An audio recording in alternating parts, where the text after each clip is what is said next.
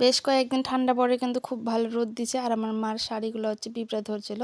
তো এতে মা সমস্ত শাড়ি হচ্ছে আজকে রোদ্রে দিছে। এই যে দেখো মার সব শাড়ি রোদ্রে দিছে। তো অনেকক্ষণ রোদ খাওয়ার পরে এই শাড়িগুলো কিন্তু আবার ঢুকিয়ে রাখা হবো শোকেসে। আর আজকে আমার মা হচ্ছে আমার স্বাদ খাইবো, তার নিয়ে দেখো স্বাদের রান্না করছে। তো এই জায়গা হচ্ছে পায়েস করছে। এই যে দেখো পায়েসটা করছে খেজুরের গুড় দিয়ে, আর খেজুরের গুড়ের পায়েস কিন্তু খেতে খুবই ভালো লাগে। তো এই যে দেখো মানে কিছু তো নিয়ম আছেই, সঙ্গে ফালার লাগে 3বার, তো ওটাই আমি ফালিয়ে নিবেনছি। আর স্বাদ খাওয়ার সময় কিন্তু পূর্ব দিকে বসে খাওয়ার লাগে। এবার অনেক কেউ হয়তো ভাবো যে এই এক থাল পায়েস আমি একাই খাই, কিন্তু আমি আসলে একাই খাই না। এই যে হচ্ছে আমি একটু খেয়ে নে, তারপরে হচ্ছে আমার ভাজতে আইছিল, ওগো হচ্ছে দেওয়া হয়েছে। আর তারপরে যে ভাত খেবার বইছি, আমাকে হচ্ছে রান্না বান্না সকালেই হয়েছিল। তো সকালে হচ্ছে মাছের তরকারি হয়েছিল, একটা ছোট মাছ দিয়ে চচ্চড়ি, 2 রকমের শাক। আর এই যে একটু আগে মায়ের চচ্চড়ি রান্না করলো, তো ওটাই হচ্ছে খাওয়া দাওয়া চলতেছে আমাগো।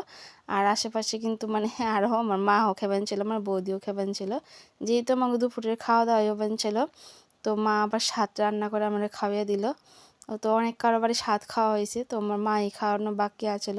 তো আজকে আমার মা আমার স্বাদ রান্না করে খাওয়া দিল। তবে যদি আমার পায়েস খাওয়ার ইচ্ছা করে তাহলে কিন্তু আমি পরে আবারও খেয়ে পারমু। তো এই জায়গা হচ্ছে আমার ভাত খাওয়া চলতেছে এখন। তো এই যে দেখো শাক কিন্তু আমি প্রত্যেক দিনই খাই, কারণ শাক খাওয়াটা হচ্ছে ভালো। তো তাই নিয়ে কিন্তু প্রত্যেক দিন আমার মানে মেনুতে শাক থাকবই।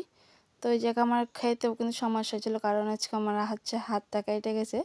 তো তার নিগে মানে শাক কাটবার যেয়ে আমার হাত কাটছে, তো হাতে হচ্ছে ঝাল লাগবেন ছিল। তো সবজিতে তো ঝাল দেয় না, কারণ আমি ঝাল যেহেতু খেয়ে পারি না, তো ঝাল কম করে দেওয়া হয়। তার মধ্যেও হাতটা খুব জ্বলবেন ছিল।